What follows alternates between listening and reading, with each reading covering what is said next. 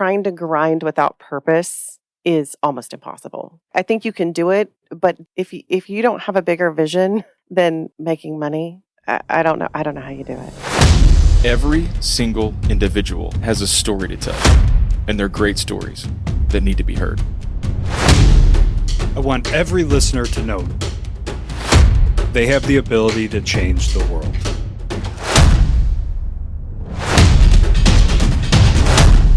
Welcome to the 1720 Podcast. What's up, mountain movers? Welcome back to the 1720 Podcast. Today's guest comes from a moment of vulnerability that she put out on LinkedIn. She shared a story of a startup, and immediately I reached out and was like, Miss Ashley, would you share this story with our listeners? And she was like, absolutely. This is actually a first time of sharing a story like this, and we'll get into that a little later, but it's an honor to have Miss Ashley Watt with us today. Thanks for joining us. Thank you for having me. I'm excited that we're going to get to that story here in just a minute, but typically how we start these things off is the elevator pitch. So we talked about it off air, whether it's 5 floors or 100 floors, you take it wherever you want to go. But who is Ashley? Fabulous. I am the owner of the Pillar Group. We're an executive search and recruiting firm. Mom of 2, have raised really the business and my kids at the same time. And by the grace of God, go I. It's been a fun adventure. Fun adventure that has its highs and its lows and everything very in between. Dramatic. Yeah, as you can imagine. Oh, yeah. Yeah, it's a wild ride, especially so Pillar does construction and real estate recruiting predominantly, right? So you're in our crazy industry. You know, you have an inside track of what it looks like. And it's cool to be recording on Women in Construction Week. It's a big week to celebrate the women that are in our industry. So we're appreciative of your grit and your hustle and your vulnerability of being in here, and we're going to unpack that a little bit. But let's start with the background. So you mentioned off air, born and raised in Dallas. Yeah, born in Dallas. It was me. There's 3 of us, so I'm the baby of 3. Single mom. Let's see. When my parents divorced, I was 8 months old. My brothers were 3 and 4. So my mom, hardworking, single mom, just barely making ends meet. So we rode that tide with my mom. She is like a champion. Yeah, the most wonderful woman. You got to observe a lot, and I've been reflecting on that a lot lately of how my mom and dad shaped me. So like my dad was the hard-nosed, tough Chicago construction worker, but also can talk to anybody, like from a toll booth attendant to a barista, grocery store clerk. I got to watch those interactions of how he treated people, whether they could do something for him or not. Like none of that mattered. So I got that. And then my mom was like the loving one, hard on her sleeve, kept the family. She's the glue person to keep the family together. And I look back and I'm like, oh man, I am a product of both of them. I think my mom's traits didn't kick in till afterlife, or not afterlife, like after becoming a father and a husband and more of a family person. But the path to build my career was really through my dad's traits. So did you see some of those traits? That's interesting. So my mom, I always say it was like the city and the country, right? Okay. So my dad was a big advertising executive and really kind of gave it all up to, not ranch, but he was doing advertising. He was an artist, very, very good. I mean, just incredible talent. But when I was a little girl, we grew up like riding horses. That was not I don't think that was the man that my mom married. So my mom was very city. So we kind of got the background of both, of being able to have that mom polish and take us to orchestras and private school. And then my dad would teach us how to ride horses and bale hay. So I love that. I love that I had the opportunity to have both of those things.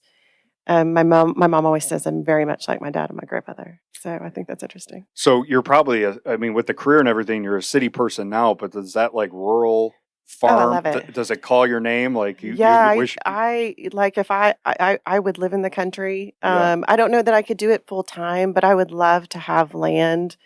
I would love to have horses. Like I don't ride like I used to when I was growing up. But I'll get the bug. And sometimes I'll just go out to one of the equestrian centers in Flower Mound and just hang out there for a little bit because it just makes my soul feel good. I don't know what that's, We've talked about it with a few people on here, how it just drops your shoulders a little bit when you're in the country and you don't forget about the hustle and bustle, but Yeah. like it distracts you or it just kind of resets your mind where you feel good, you feel positive, and you feel relaxed. And that's a really hard thing to do when you're hustling for a company as an entrepreneur to kind of shut that brain down. Very difficult. It's taken me a really long time to actually figure out how to shift. Yeah. Because you want to go all the time. You're constantly thinking about it. I can't say that I'm not thinking about it most of the time. But yeah, and if you go out in the country where there isn't cell phone service, it's really hard to work. It's fabulous. Yeah, no, there is something about nature that kind of like decompresses you and lets your mind be free. Especially if you don't have technology around you. You know? So funny story with me moving from Chicago, like I didn't know Dallas whatsoever. And so I pictured what you said of like riding horses, baling hay, tumbleweeds going across the street when I moved here. I was like, wait a minute, this is just a smaller Chicago. Like it's a melting pot city. But what's different is it's way friendlier out here. So like you can pass somebody on a sidewalk or get in an elevator and just strike up a conversation. That would be super weird in Chicago. Like, that doesn't happen. It's funny. I interviewed this guy yesterday. We actually had coffee, and he was from India, and he moved to Boston. And he's like, it's very unfriendly, you know? And he goes, then I came here. So this was his first time here, like the last 2 days. And he goes, Dallas, he's like, so friendly. He's like, but then I went to Fort Worth. He's like, I felt like I went somewhere. You know what I mean? Like, Good point. then I felt like I was in Texas. Yes. Which a lot of people say that. Totally. And that's why over time, so I moved here in 2010, I keep moving closer to Fort Worth. So now I'm like 15-ish minutes south of Fort Worth. And my wife and I, we love going into downtown, eating brunch, going to Sundance, all that sort of stuff. It feels like a slower pace, more easygoing. There's not a ton of pretentiousness, if that's even a word. No, it is. I think it is a word. Yeah, it is now. It is now. We just made it a word. That's right. Yeah, H3 is one of my favorite restaurants to go to. Down in the stockyards. Oh, the steak place? Yeah. Okay, yeah. I've been there. Yeah, I love it. So when... I hope I said that right. I think it's H3. Well, they're sponsoring this episode, so we'll make sure we get it right. Right. Before the housing market completely flipped on its head, my wife and I started looking for a 3 to 5 acre farm, and we were going to move out and try to find an outlier area where we can have that as like a long-term vision of like live kind of on the outskirts, still commutable to the Metroplex. And I thought it was kind of a fresh idea. And when I was actually filling out the loan application to get the farmhouse, I had to go to her company website to pull her contact information. So they needed their address, phone number, all that sort of stuff. And I went to her bio, and the last sentence on the bio said, and someday I'm going to convince my husband to buy a farm with alpacas. And I'm like, I'm literally doing that right now. She's been playing me. And she's been working you. She unlocked the code. Like, if I don't like something, it just might be immediate. So I'll say absolutely not out of the question. Oh, yeah. But then like she knows how to like back out, let it simmer a little bit, and then reintroduce it. I'm like, yeah, it's not a bad idea. And it's a very wise woman. Oh, she's a wise woman. Yeah, she's the leader. Yeah. No doubt about it. Like she's leading us. It's a village, right? It takes a village. That's right. So are there any good stories coming up or anything that like got you introduced to construction or recruiting, anything from your childhood that sticks out? You know what? I don't think it comes necessarily from my childhood. Okay. But there are, my dad was in advertising, and so he was president of the Dallas Society of Visual Arts, I think in the 70s. So not at all construction related, actually. Yeah. So I kind of fell into it more than anything. And I say fell into it loosely because there was a lot of it I think was drawn to it. Like I think I was meant to be here. I think this is a calling of mine. Just the way it's all panned out. There are just so many things that I didn't want to do that I was pushed in that direction that have become life-changing. Isn't that amazing? And you get to talk to a ton of people through your business. A lot of us fall into this industry. It's not the first choice. And that is a steep uphill climb to try and figure out how do we move up the ladder of an industry that, like the best and brightest want to go in as their first choice. So I Mhm. think we got a long way to go, and maybe we'll unpack that later. Mhm. But I fell into it. Like Yeah. it was like doctor out of the question. Like Yeah. that, like you go through the list and like swinging a hammer and all that sort of stuff. And I go to college, and when I get out of college, I just naturally gravitated back towards construction. I think a lot of us do that. Yeah, it's funny. I was going to be a physical therapist. Like I was dead set to be a physical therapist for 7 years. I think I went to TWU to start, and then ended up working at a rehab center and was like, this is not for me. This, I do not like germs. Yeah, I do yeah. not want to be in the medical industry. Um, and ended up at UNT.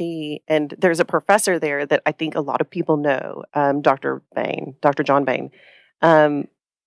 I think he's turned a lot of us into the real estate people that we are today, like real estate and construction. He's an amazing person, life changing. Would you consider him one of your first mentors outside your immediate family? So, like once you went to college, for sure. Yeah, when I went to college, that Dr. Bain was definitely the person that probably pushed me in the direction of really seeking out real estate as a whole, which morphed into construction. So I kind of started on a real estate route, but then morphed into construction. But he made it so interesting and so engaging. I bet like if anybody knows him or has studied under him, I was talking to my son about this the other day about how those people can alter your course. Yes, you know. That's what I'm talking about when we Yeah. talked off air about small moments that make a big impact. Yeah. Like he's probably just naturally having this conversation, maybe because he's on fire for the industry and helping people get into it. And He doesn't need it. Like he's financially, I'm sure, well off. He doesn't need to be being a professor like that. He does it because he loves it, and everybody knows it, right? Yeah. So can you remember some of the things he said that like really stuck in your head or lit that fire in your head? More than anything, I think it was this. He would come in very passionate, right? And he'd sort of throw his notes aside and be like, look, I'm not here to teach you how to take a test. I'm here to teach you about life and real estate and how to make a difference. And so I think those are no, it wasn't necessarily one thing. It was just his enthusiasm and his passion for teaching, Yeah. I think that outweighs like knowledge of the widget. Like For sure. You could be the smartest person in the room and you're the subject matter expert, but if you can't deliver it with some heart and with some energy, despite your knowledge, you might have people getting cross-eyed in the audience. Sleepy. Yes. Sleepy. So if you can pair some passion with your purpose, my goodness, you can impact a lot of lives. Yeah, you can. Yeah, sure. So was he so I did from the stalking to create the prep sheet. UNT, was that a TWU or UNT? Oh, no, that was at UNT. Okay. Yeah, I think he's still there. It's to my knowledge. Really? Yeah. Have you ever reached back out to him? Yeah, no, like there's a ton of us that are from the UNT real estate program. Okay. That stay in touch with him. Like he's very good at staying in touch with us. And I'm probably one of thousands. He's just followed us through our career. Have you ever had the conversation with him of like, hey man, you impacted my life. I No. wanted to thank you. No, isn't that funny? I know. Well, because he might not even see it when you say it, or if you ever said it. Like he's just like, I'm just doing my thing. Yeah, like, he's just like trucking along. Yeah, and that's the power of impact. Yeah. Because we beautiful. talked about that exponential impact. How many people are you going to impact because of his influence on your life? Oh, for sure. Yeah, it's made all the difference. It's a wild idea to reflect on. It's so funny because I hope he hears this. Like, I might have to send it to him. Oh yeah, this is the shout out, right? Yeah, like, thank you for being a mentor in my life. Thanks, Dr. Bain. Yeah, that's awesome. So you were at TWU and going down the physical therapy, you said? I was, and you transitioned to UNT to get more on the business side of things I once you did. figured out that wasn't for you? Yeah, and I stayed in it for several years, like in that path. And then when I decided to go into the business route, my mom was like, yeah, I wondered when you were going to make that decision. I was like, gosh, you could have told me. She's like, it wasn't my path. You know? That's great mentorship too. Yeah. So I was like, she's like, you needed to go on your own journey. She's like, I just didn't think that was what you'd end up doing. It's so powerful. I don't know how to do that. And we're going to jump around because here comes ADD that's brain. Great. Like, I've got it too. Yeah. We like with our children, Mhm. like you you don't want to carve everything out for them. You want them to learn their own path, but you don't want them to make the same mistakes you do. Like, hopefully you can accelerate that learning curve, but you also want them to go through some sort of adversity. And like, what's the waterline there? I don't think anybody's got it figured out. No. Do you know what I mean? Like, I feel like there's part of you that wants to protect your kids from all hardship. I think just as a like mother bear, right? Yeah. And that's a disservice as well. So, I have not had, the ability to protect my children from a lot of things, and it's built a lot of character in them. It's not choices that I would have made for them. Sure. But they're wise and they're passionate. Yeah, they're compassionate, and they've got a different level of wisdom, I think, than the average bear. So you learn from experiences you experience by yourself exponentially more than somebody telling you, like, "Hey, don't touch that stove; it's hot." Yeah. You're like, "Oh yeah." And then you go, "Watch this." Yeah, and then you touch. You're like, "Oh, I should have listened." Right. Yeah, I won't do that again. Have you ever had a time where you could have kind of intercepted the path, but like your mom, you kind of like let it play out to some extent? Yeah, specifically with my daughter and boyfriends, that's a touchy one. Yeah. Because you don't want to be too, you don't want to be too, no way. Because I feel like that draws people closer, but, good point. Yeah, right. So there's a protection and hedge over there, that we're responsible for as parents, but there's also wisdom in knowing that, your kids end up making the right decisions. And I think as long as you've raised your children to have some really awareness and knowledge about how to navigate life, I think they're pretty smart, and it's okay if they make a mistake. I think that's the other thing, is being okay with your kids making mistakes, and loving them through that process. Because it's not easy. I mean, think about when you were a teenager or a young adult. There's just a lot of things that you have to navigate, and Oh yeah, and I made it a lot more difficult than it should be. Yeah. Yeah. Yeah.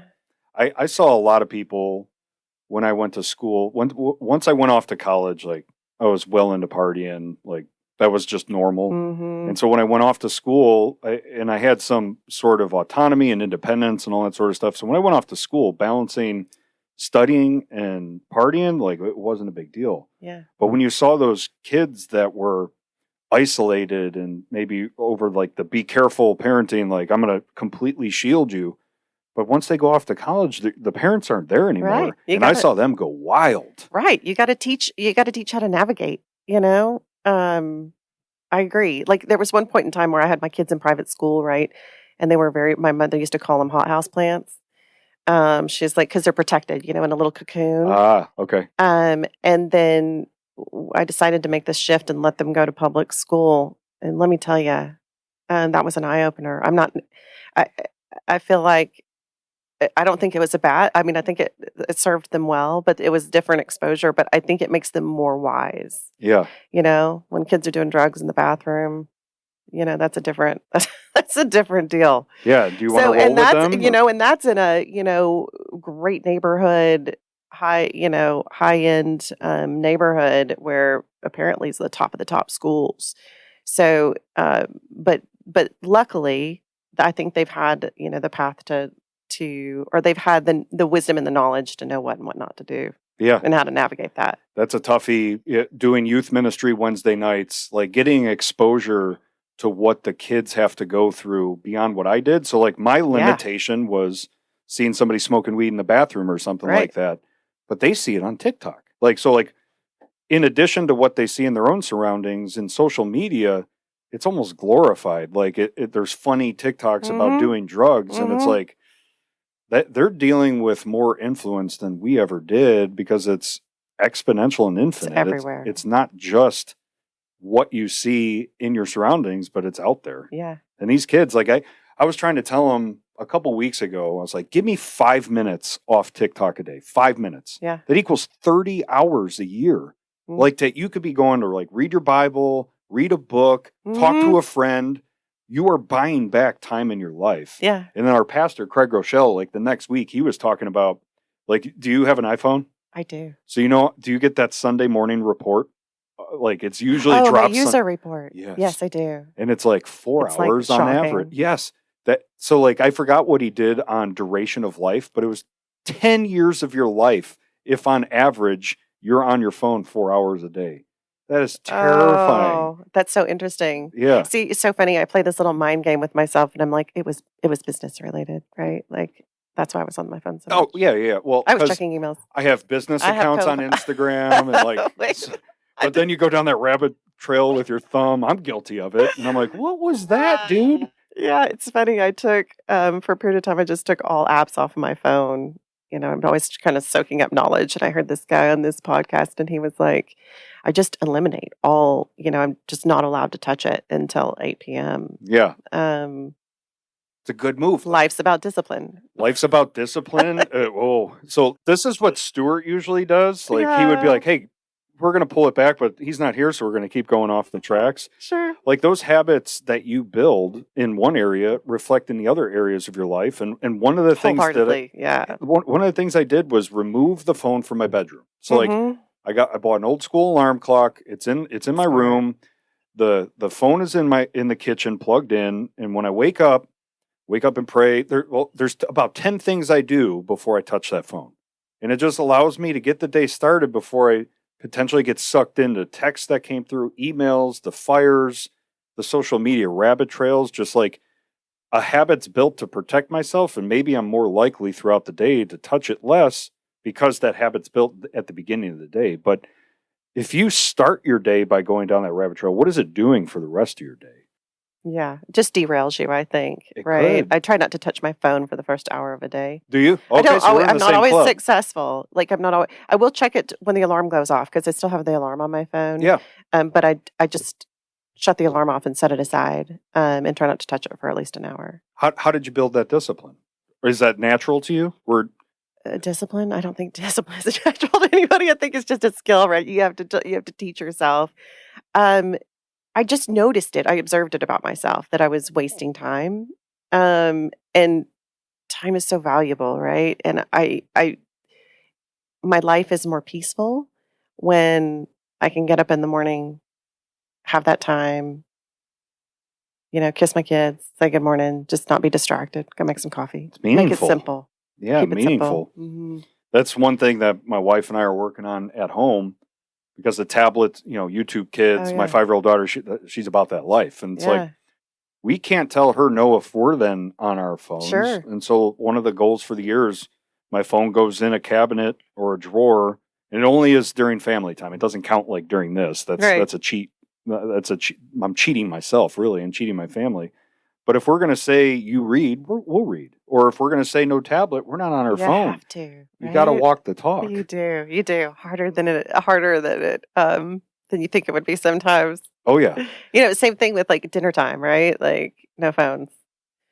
Out to dinner, no phones. Like put that's your phone a standard away. in your house? Yeah, like no phones. Put it down. Like we're here to like be with each other. That's right. You see families, one time I looked up, there was a breakfast table and it was grandparents and everybody. They were all on their phone. There was like 6 people at a table. And I was like, how unfortunate.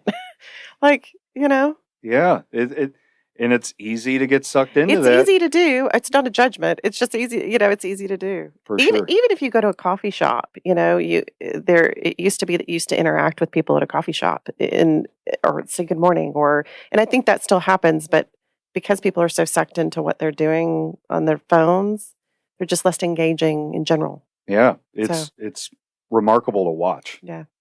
Okay, I'm going to bring us back. That's probably a record for longest rabbit trail, but there's good stuff in there. So you graduate from UNT. We get out of there. I didn't graduate. I'm a senior at the University of North Texas. I've been a senior for 17 years. This is a joke. Awesome. This is a joke that we actually. This goes back to the Dr. Bain story. Like they were like, Ashley, it's so easy for you to graduate. Like, just get it done. I'm going to do it. Hold me to it. It's on tape now. You better be careful. I'm a pretty good accountability partner. Okay. Like every month, you're like, he just sent me another email. Did you register for school, Ashley? Yeah. How many credit hours? I think 22, something like that. Like I need to go reevaluate it. What stopped you from, what was the intersection there where you left school? I had this accounting course, and I was working full time. I was putting myself through school, and one of the deans dropped me from every class except an accounting class because they'd gotten my recording, like how they recorded my classes was wrong, and I was a senior, but I still had an accounting class. So he goes, "I'm going to drop you from all your classes." And I was like, "Gosh, please don't do that, because if you do, there's no turning back. I'm going to have to go to work." So that was life changing. Because he wanted you In to a different solely way. focus He on wanted me- passing that class? Yeah, he just dropped me from everything but that class. And I said, if we do that, I'm going to drop from school. And because I've got responsibilities, obligations, and things I need to take care of, and I can't afford to do that. And I just never went back. Yeah. And so what was that next step in your life? Work. Yeah, straight into real estate and recruiting? So I, during college, I went to work for EDS, which is funny because the pros are now one of my major clients at Hillwood. But at the time, I went to work for EDS and worked there for a number of years. And then I got recruited by Beth Monson. So high profile staffing. Shout out to them. They're fabulous. But they are... I interviewed for this job with Mary Chetty, and it was at a multifamily construction development company. Okay. Management company as well. And so I interviewed with her. She brought me back one more time, and she was like, I'm going to ask you one question. She's like, "Why should I hire you?" And so she's like, "If you need a minute, I'll step out of the room." So I was like, "I need a minute." So I came back in, and she goes, so I answered her question, and she's like, "Do you have any questions for me?" And I go, "Yeah, why should I work for you?" Oh, how old are you at this? I'm 22. Good for you. And I remember being so fired up about that whole process that I was just like, I've wasted my time, And she ended up being my biggest mentor. And when I went back to look at my resume, it was in a file, right? I went to go work for. She hired me, and is this at high profile staffing? No, this is at a company that they placed me with. Oh, okay, got it. And this is one of the things where it's like one of those deals. You're pushed in a direction. Like Beth really pushed me in this direction. Beth it's so funny as I talk about this. Beth pushed me in a lot of directions. So I went to work for Mary, and on my application later it said I may work for her one day at the top of my application, which is so funny, right? I was just like, that's interesting. But she was like, "That's what got you the job." That question? That question. What was her answer? Do you remember? I don't remember her answer. Yeah. I don't remember her answer, to be honest. I'm seeing a little, I want to just stop down there just for a minute. I'm seeing more of that in interviews. Sure. Where people are asking it should those be that questions. Way. Like, when people are talking about diversity and inclusion, like I've had people that were on the diversity side saying, are you trying to check a box here? Like, what is your actual plan? What is your vision behind that? I'm like, whoa, let's unpack that. I don't know if I have it fully figured out. I'm going to be transparent with you. Yeah. But I'm seeing younger people come in with really good questions. And guess what? It's not compensation. It's about, what do we stand for? Values? What's my trajectory? Diversity and inclusion, like all that sort of stuff. And so, like, if you're interviewing, and we'll get into this later too, like, ask challenging questions, not because somebody told you to. Like, what's in your heart? Yeah. Like, what do you want to know? And put that interviewee or interviewer on their heels a little bit. Like, make them think. Yeah, it's funny because I feel like I think sometimes employers have this perception that they've got something to offer, which they do, right? Everybody has something to offer in this scenario, but it's definitely, it's got to be mutual, right? It's got to be a win for everybody. Oh yeah. The mutual win. Have you read The Ideal Team Player by Patrick Lencioni? No. So the hungry, humble, smart analogy. Mm-hmm. I think I won't go too deep because I think I went a few weeks ago. But that's the whole premise of it. Like, don't just go into land an all-star because they're an all-star on paper. Are they an all-star for what you stand for? And that takes a very transparent conversation, and you got to really break down, like, hey, if this is the right fit for you, it'll be amazing. If it's not, it's going to get flushed out, and then I don't want to waste your time or your career. I want you to find what's best for you. Agreed. It's a really challenging thing to do in an industry like construction when we need people desperately. Yeah. You don't have sometimes your pick of the litter. Like the work is there that they need, the schedule's there. Yeah. So like, what's that fine line? And it's much easier said than done. But hold out for the right person. You really have to rally people around that and be like, hey, to protect our culture, we're going to hold out for the right person. That means we got to bunker down a little bit and hold tight. And are you all in on that? Or do we need to just go make a hire? Yeah.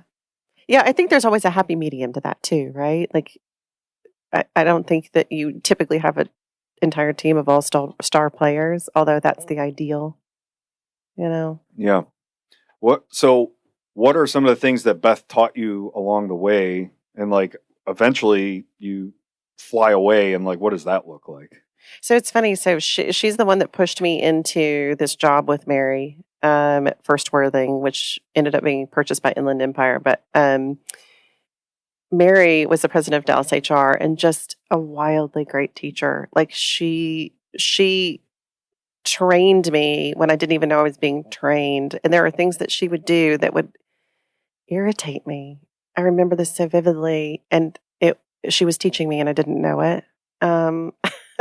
And so I'm so grateful for her. She knows that she is one person I've communicated that multiple times, how grateful and how much my career has been based off of what she's done for me. But there was a period of time where Beth was pushing me into this professional emphasis group, and I was in my 20s. Like, I was like, I don't want to do it.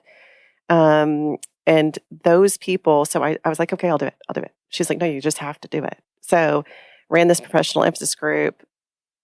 All my startup clients were in there. I did not know that at the time. Mm-hmm. Like, you know what I mean? Like all the people that I ended up working for, and I have still done work for 17 years. A lot of them were in that room whenever I was working for First Worthing and ran that group. Did she want you in there because of that, or because she wanted you to build your own network? No, she wanted me to improve. She wanted me to, not only build a network, but she was like, you need to do this for your career. And then I was young. Everybody in the room was, much more tenured than I was. Mm-hmm. And so, I guess there was probably a little piece of me that was like, I don't think I'm ready for that. I don't think I'm ready for that. It was like a fabulous, fabulous thing, but I didn't know at the time that I was going to go into business on my own. Yeah. I didn't know how that, and this is where I go back to say there were things that happened in my life that I look back and go, oh, that's what that was for. Couldn't see that. Yeah. Those hindsight light bulbs that go off. Oh, there's so many of them. Right. Yeah.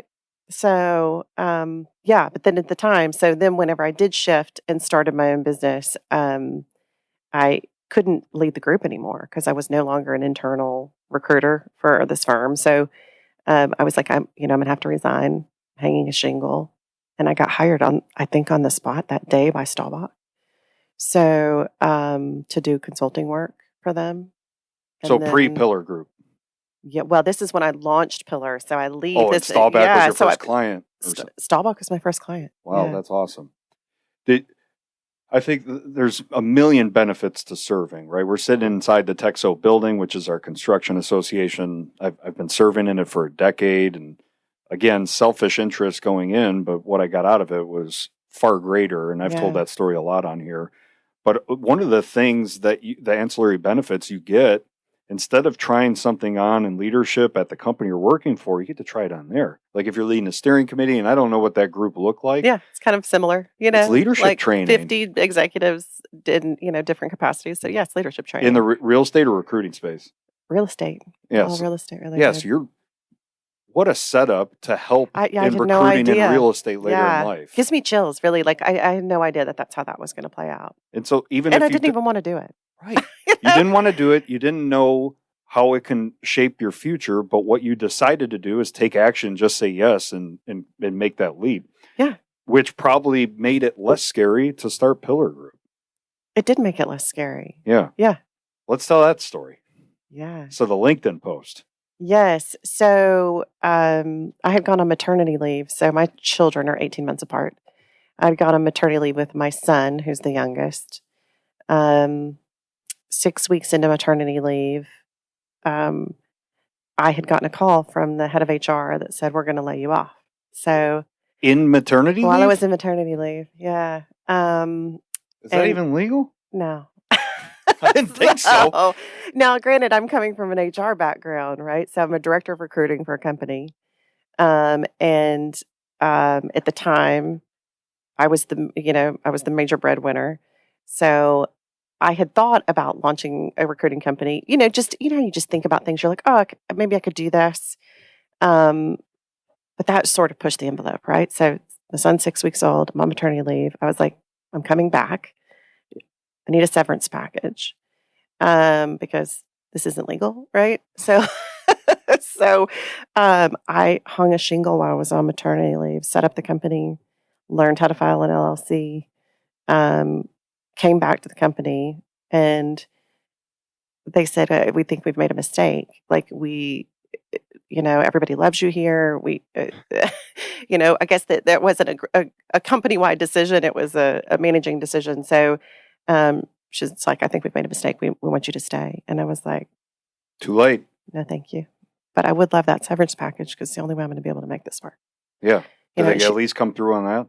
They did. Yeah, they did. And then... Because that's really on a ledge. You have a newborn. This is the second child? Second child. So you have one that's 18-ish months old. Yep. You have one that's 6 weeks. You got to worry about health care, like tremendous burden just dumped on you as you're supposed to enjoy that time with your newborn. Yeah. So I'm setting up which, hindsight, right? Huge blessing. Totally. Like, huge blessing. But in the moment. Stressful. Yes. So, and what possessed me to just go straight to that route? I don't know. Like I thought about it, but not that intensely. It forced you to accelerate your. Yeah, I was like, what am I going to do? And I didn't have a ton of options. And yes, I was married at the time, but we just weren't in that financial state. So hung a shingle, go into this professional emphasis group and say, look, I'm back from maternity leave. I'm hanging a shingle and starting a recruiting company. I got hired by Staubach that day, I believe, by Gene Higgins.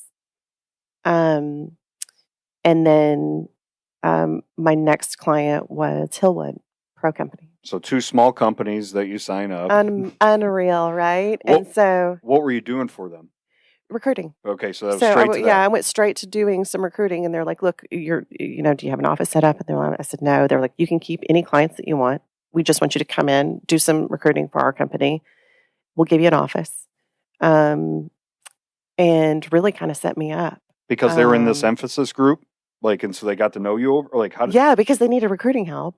And they were trying to staff up a capital markets division and some other things. So we made an arrangement that kept food on the table, right? Mm-hmm. That was very lucrative. They were very good to me. And then they just said, look, while you get established, we want you to work here with us. You can do as many hours as you want, kind of 20, 30 hours while you launch the business. Wow. And then I made a huge commission from Hillwood. I love that organization, by the way. Yeah. Most fabulous group of people. And then they offered me a job, and it was at the time, it was $150,000 job. I was working for them. No, Staubach did. Working for them. Hanging up pillar and going to them. Okay. Yeah. And I had never, I know that seems like nothing now, but at the time I was like, gosh, that was a pretty lucrative offer. Well, that's not nothing now, no doubt. And so I turned it down. I was like, I can't do it. My heart and soul is in this now. Why? Because that's a big safety net when you got it's a big 2 kids. It's a big safety net. But now, then it would the vision was in place. What I had set out to do was already in place. And when I started the company, it was never really the end game was never really about money. It was about helping people get back to work. Helping people land jobs that they were passionate about. The money was an outlier. So then it became are you willing to give up your dream of what you want to accomplish in the world, or do you just want to go now? Now you're going after money, immediate cash, right? Mm-hmm. And it just wasn't worth giving up the dream. I love when So the purpose was helping people while you started Pillar Group, but you did need like money. I did need the money. Yeah, you were the breadwinner. We're not, but you weren't solely focused on that. You were focused on how do we make this recruiting firm different than others? Yeah. What was sort of like that vision that maybe wasn't shaped day one, but it sounds like it got forged in steel over time. It did. So what is it? Just positively impacting people, placing. I don't want to steal your thunder. Yeah, no, I think the ultimate vision is building organizations. You know, we can focus on the people because great organizations are built by great people, but there's so many people that are in positions where they're not thriving or they want to do bigger and greater things, and so I think it became more of an effort of building businesses one person at a time. Ooh, I like that. It's definitely people focused. Like I've told my recruiters before, I'm like, you can't make this job about money, right? Like you can place someone and make a substantial amount of money in this business, but if you're placing them in a role where it isn't a fit for them, don't push them in a direction that isn't their path. Totally. For both sides of the fence. Yeah. Either way. Like, I've had multiple times where I've told either clients or candidates, hey, go with this job. And it's a job that I didn't present to them. It sounds like, let's do a pros and cons list. You know, let's sit down. Like you get to know people when you're dealing with their life and their employment, and, you know, it becomes personal. Mm-hmm. And so there's plenty of times I said, let's make a pros and cons list personally for a candidate. Or with an employer to say, I don't think you're super excited about it. And all the key things that you've told me that were important to you, we're missing them. Yeah. And you're protecting your client in the meantime. Yeah. So now we're not building your business. If anything, this might derail your vision. Bringing that person on board. Yeah. We'll make the money eventually, right? Like I'm confident that we'll find the right person, but let's not go after fast cash. And I want to go into all that, but I'm going to take a step back first. Yeah. So like in the startup, and this goes back to that post, you have a newborn, you have an 18-month-old. What was the loan? 2000 was the startup, right? Like it was a computer. Oh yeah. So I took a loan from I took a loan from my father-in-law for $2,000. He's actually a lovely man. For $2,000, and I needed a computer. And so paid him back and launched the business, and then didn't realize at the time that I was going to end up being a single mom. So ended up being I think my husband filed for divorce like when my son was 18 months old. So 18 months into the business, essentially. 18 months into the business, right? For whatever reason, you know? And so it's just not part of anybody's plan, right? Like God provided, but it definitely was a hardship situation. I've got two babies and, you know, practically diapers, and launching this business 18 months into it, and it was challenging. Then you really got there's where the grit kicks in, right? Which is that's where I was going. Yeah, look, do I go back to the safety net? Do I take the safety net and go take a regular job, which would probably be the wiser at the time? Might have been the, you know, not hindsight, right? Very tempting, totally right? Very tempting. Yes. But I was also making money very quickly. Immediately, yeah, very quickly. That helps. So yeah, that did help. So and then whenever we, you know, finalized the divorce, 2008, the end of 2008, stock market crashes. Right. The 2009 was just like a wing and a prayer. I was like, how did we get here? Right. Yeah. Your assets have been divided. You've got, you know, two little babies. No one was hiring. I mean, it just felt like the ball fell out. Like things had dramatically changed. My situation had dramatically changed. And I thought it was so smart, like focusing on real estate and construction. And then hiring just went nowhere. And that was how long into the business? 3 years. 3 years? 3 years. But you have some footing under you by that time. Yeah. So we've got footing. So I go to a gentleman that I had met through some networking, and he had done receivership. And I was like, look, I don't know what to do. Like we've built this business on the development industry primarily, like construction and development. And now ev- that that seems to be failing at the moment.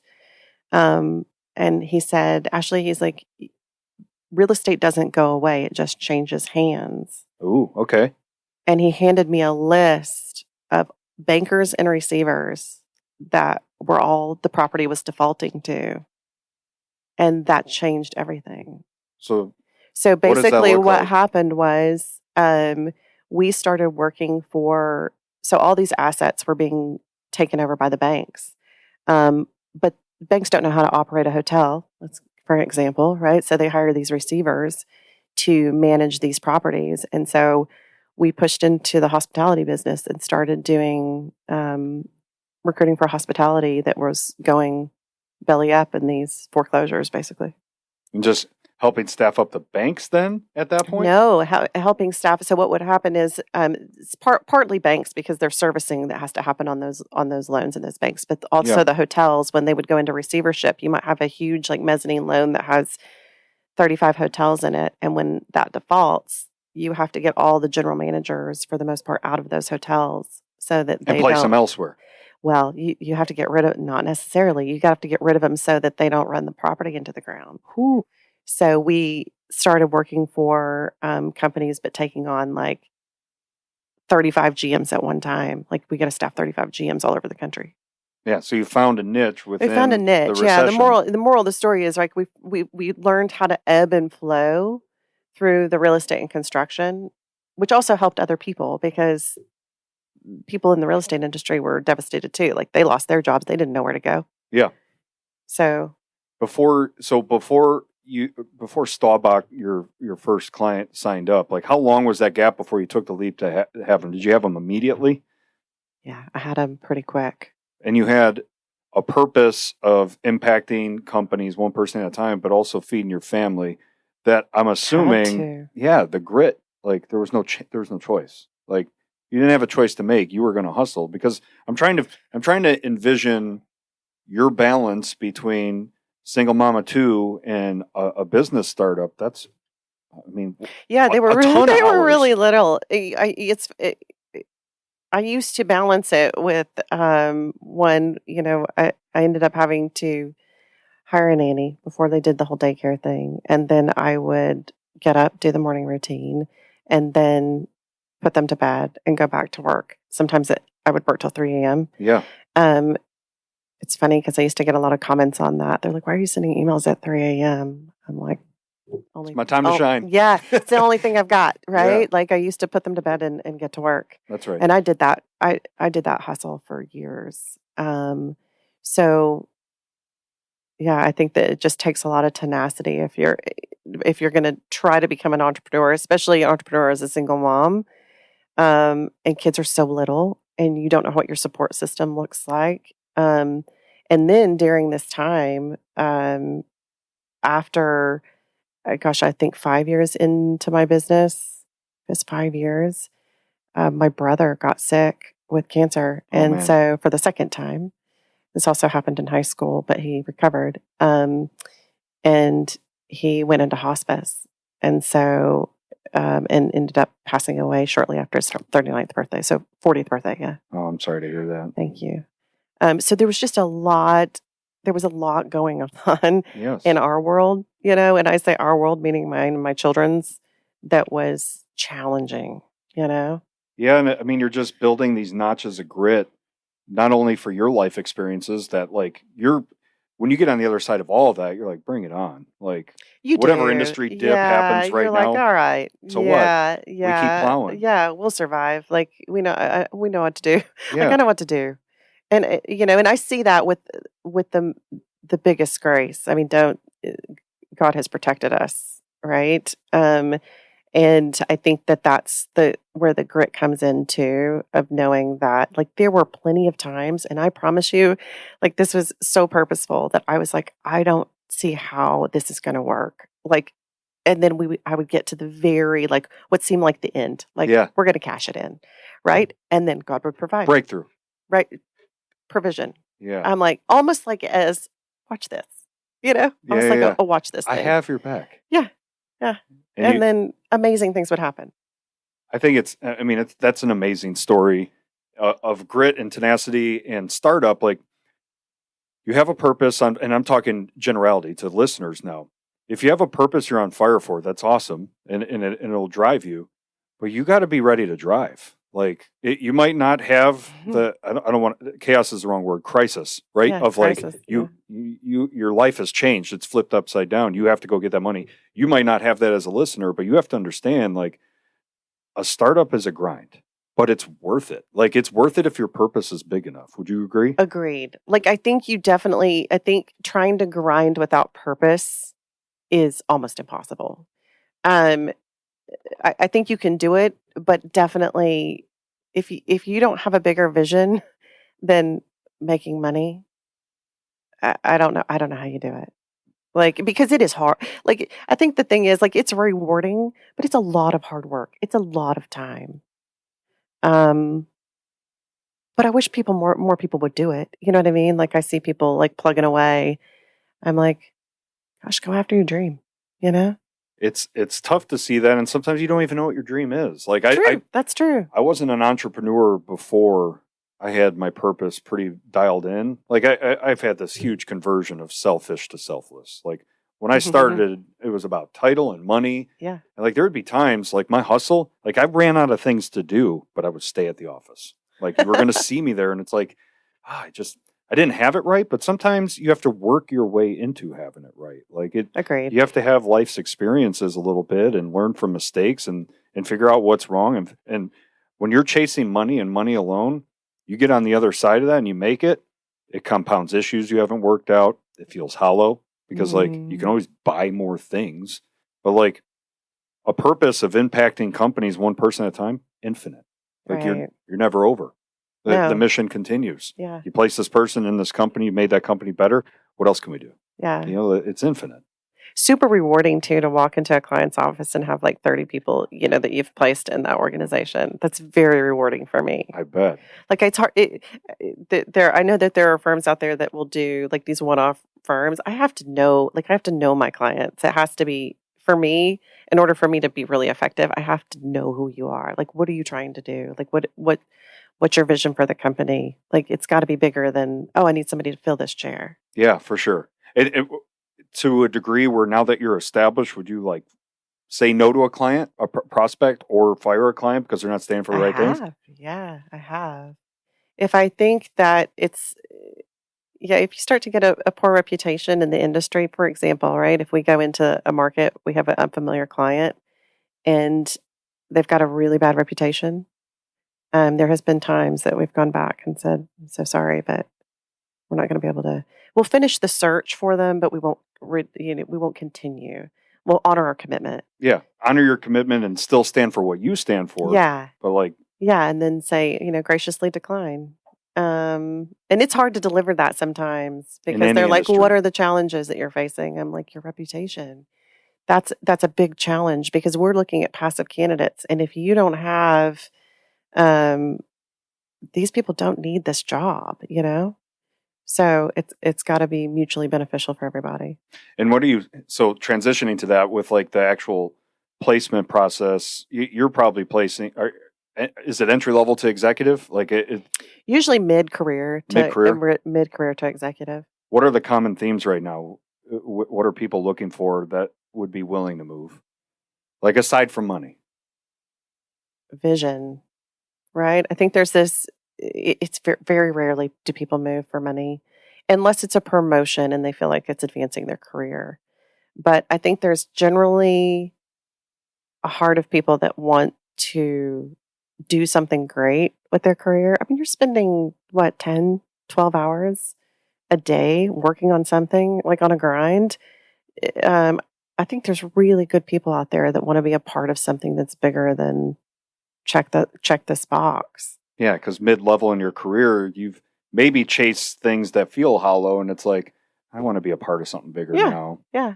I'll ask people a lot whenever we do interviews. I'll be like, what would you do? Money wasn't an object. What would you do? Just for fun, Is it typically outside the industry with it's the answer? comedian. It's funny. I had this guy tell me that the other day. He was like, I'd be a stand-up comic. I was like, really? Go try it. He's an asset manager. I was like, dude, on the side. Yeah. He's so great. He's kind of funny. Yeah. You got the personality. Just go do it. Do it. That's amazing. And then the other thing I'm super surprised about is there's a lot of like really talented executives that I'm like, why haven't you launched your own business? Like you've got everything that you need. And they're like, we want to be a part of a team. We don't want to have to build it from scratch.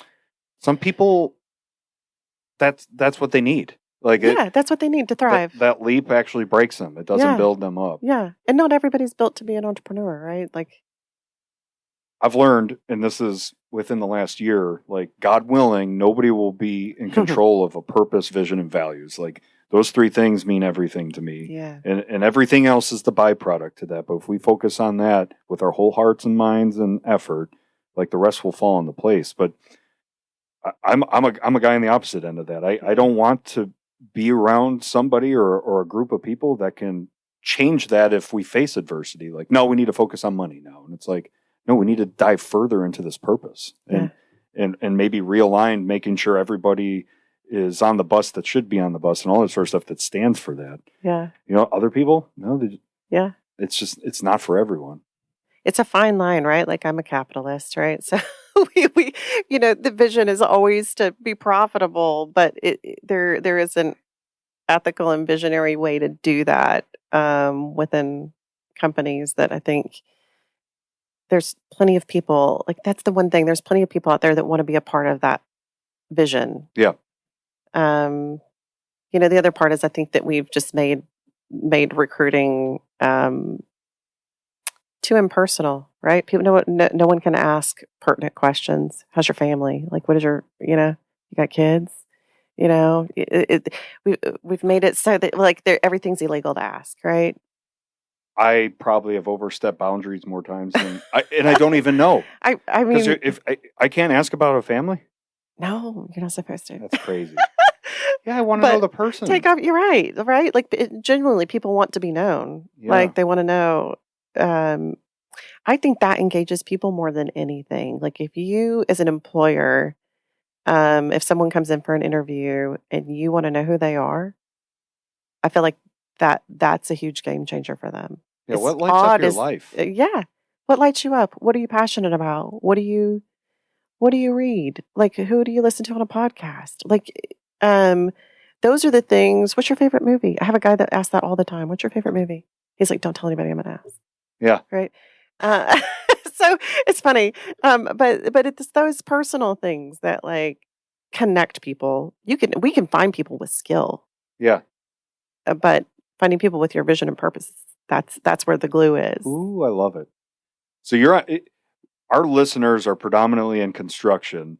You're kind of on the front lines with working with private real estate developers.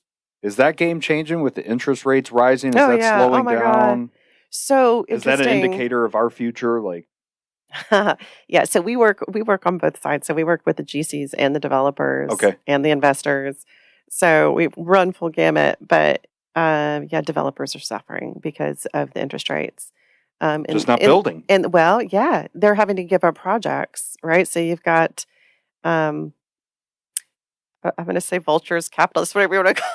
I like that. Those two do not go hand in hand. But there's people swooping in to say, "Hey, look, we'll buy this on the cheap, so you can build this development because you can't build both now because you just ran out of money, right? So we want your land." Somebody told me this recently, right? We want to buy your property so you can fund one project. You had to, but now we're going to fund one. That's a challenge. I was at an economic update yesterday. Yep.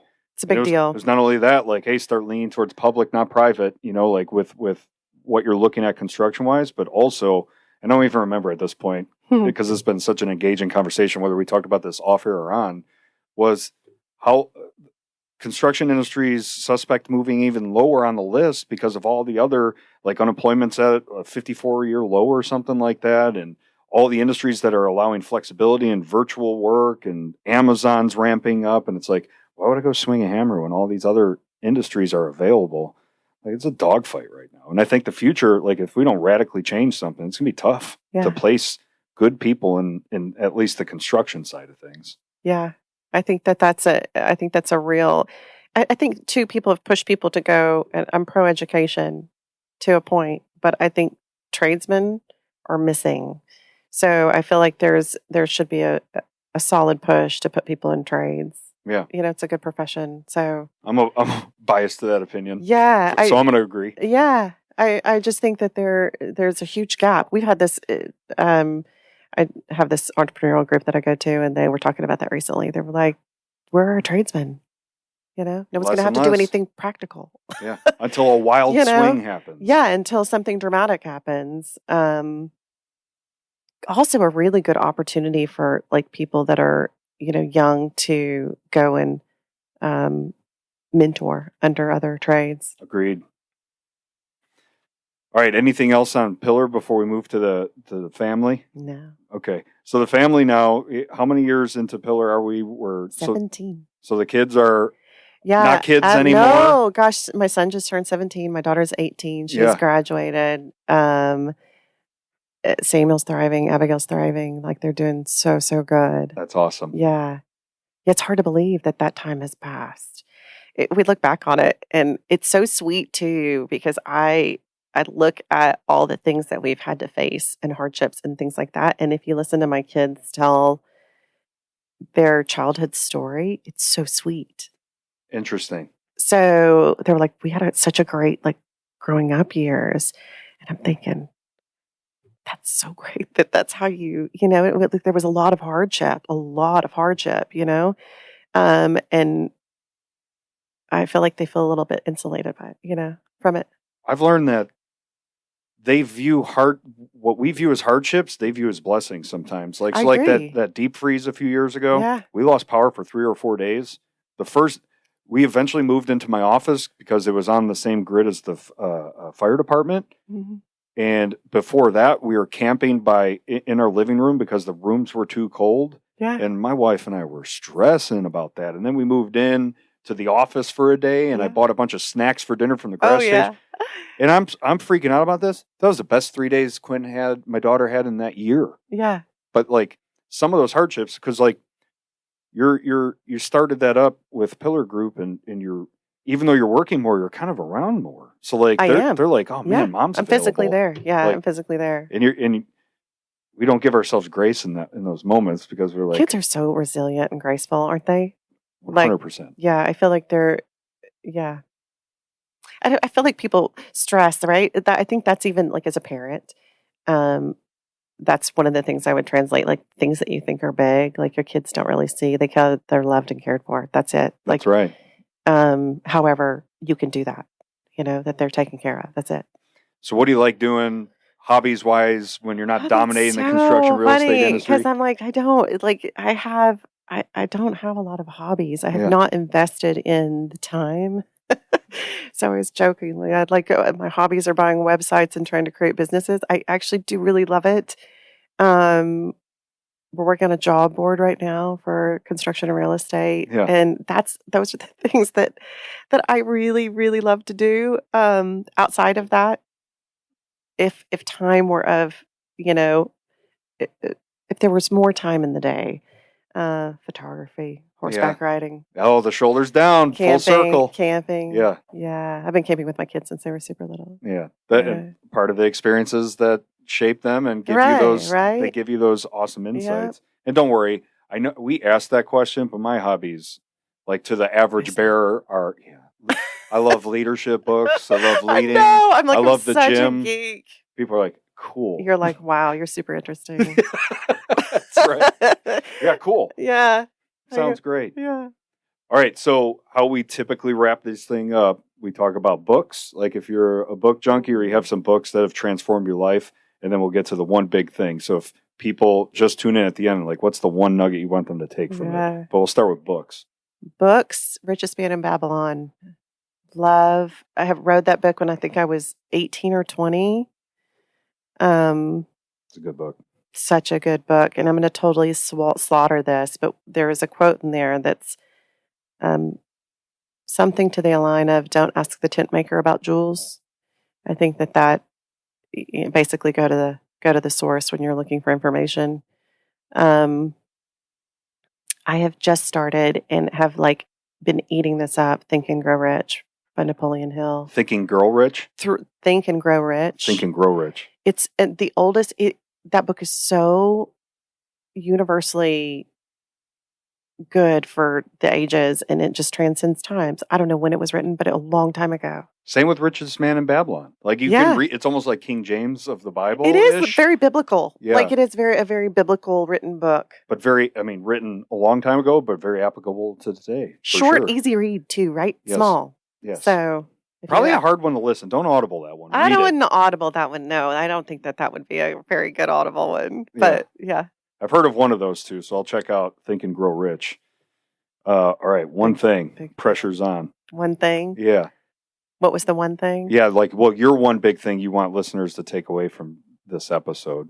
Like if they only could take one thing, what is the nugget? This is the thing that I feel most passionate about is follow your passions. Like I feel like people displace themselves sometimes and what they want to do with their lives. And things that are hard and require discipline are so rewarding. The other thing is just start, right? I think people look for perfection instead of the start. I fall down 50 times. It's okay. That's right. Just start it. Just start it. Relearn. Start again. Relearn.